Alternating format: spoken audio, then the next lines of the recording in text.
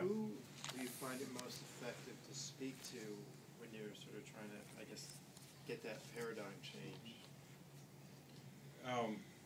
So far, I don't know that I've actually found the group that's really effective on, because what I'm talking about is something that's not going to be measured in the next quarter, which is the focus of most business people. And so I really am fundamentally a black sheep in the pasture, because I mean, who in the world talks about changing the way you see the world and, you know, reassessing your basic assumptions about the nature of reality?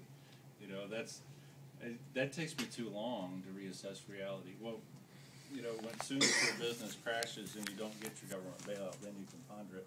But I'm being facetious. It starts with a cultural change. Obviously, I talked with Rick Murray, who's the president of Edelman Digital, and Edelman's probably, if not the largest PR firm, they would tell you the largest PR firm. The folks at Ogilvy would probably take issue with that. Largest non-aligned, independently owned. And they are. You know, and if I put enough of those things after my name, I'm sure I'm the biggest of it, of whatever it is. So, but I talked with him and I said, now how are you guys doing the social media? Because Edelman is a fairly substantial organization. So structurally, there's moving that ship, as it were, is a big deal. And I said, so when did y'all get on the social media craze? And he said 2004. And that's the response. I said, and I said, you're kidding. And I said, who was the one that was the champion? And he said, our founder was Richard Edelman, the son of the founder. Okay, this is his story, so I'm just relaying that. So the son of the founder. So the current CEO, though, is he? Okay. So the top guy saw that it was coming, and the first thing that he did was hire Rick to just go around and visit their existing locations to take the temperature of what the culture was like there, and then to spend some time figuring out what would the culture need to be like. And then they didn't really start promoting their digital arm of what they're doing, the social media digital arm, until a couple of years ago. So they invested 4 years into assessing and changing the culture. And Rick would tell you that that's still an ongoing process. So for them, it started because the guy at the top got the bug for it, which is probably unusual and counter to the way we think that social media percolates up from the bottom. But I don't know. My message might be one that no one will ever really buy, because they don't have time to say, well, why am I really here, and what is it that I really create? You know. But some people are getting it. South Carolina was put on the map because of textile manufacturing. We were the center of textiles in the world, and that's pretty much gone away. But there's one company left, Carolina Manufacturing in Greenville. They make bandanas. And can you model one for us? Oh yeah.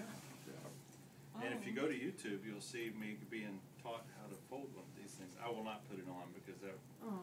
Okay, I'll put it first. You fold like that. Okay.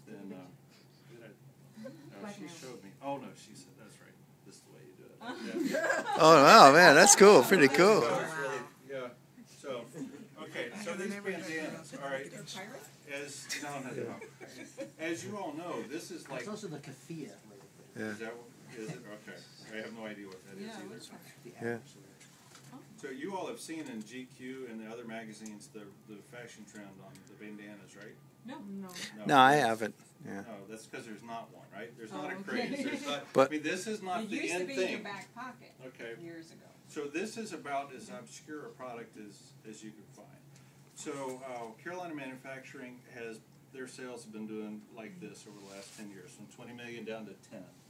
And they're going to go the way of every other textile mill in Greenville, and that is they're going to become really cool condominiums, unless something else happens. So she had no presence whatsoever on social media, and she came to a social media club meeting in Greenville. She saw a graphic on somebody's slide. She said, "Where'd you get that graphic?" He said, "Flickr." She said, "What's Flickr?" And he told her. She went and started she opened a Flickr account, and she thought, "Well, I'm just going to type in the keyword bandana into Flickr, and she got 38,500 and something results on an obscure, I mean, a bandana is obscure, really, but somebody had taken the time to tag manually 38,000, I mean, not one person, but you know.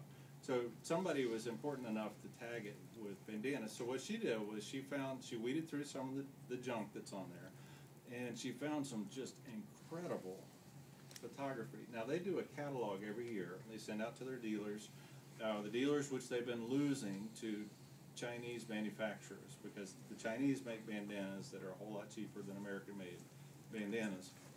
And she noticed that in these pictures, the folks were wearing, this is a trademarked,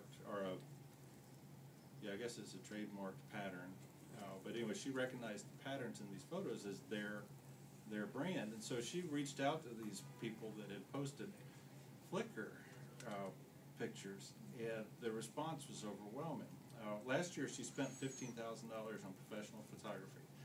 And so when she found one photo that she liked, it was 3 dogs, 3 Jack Russell Terriers, and bandanas. All 3 were Carolina manufacturing. She reached out to that lady and said, could I use that picture in our catalog? And there was silence on the other end. And so this lady is used to dealing with professional photographers and professional creatives, and so she figured she was going to have to pull out her negotiating guns and start negotiating on this picture. And so after a little bit of silence, the lady finally answered, and it was obvious that she was fighting to, control her emotions. And she said, well, of course you can use my photo. Do you think you might tell people that I took the picture and those are my dogs? And she said, well, of course. And so she spent $95 total on photos for this year's catalog, and all 95% of the pictures in the catalog were from users. And because she paid attention to the users online, they have all requested, obviously, catalogs, but some of the dealers that they have lost have come back and said, can we start carrying your brand again, because apparently everybody's talking about it. So was it like her stuff got used by other people, and she looked around and saw that they were using it and asked them to permission to use the photo?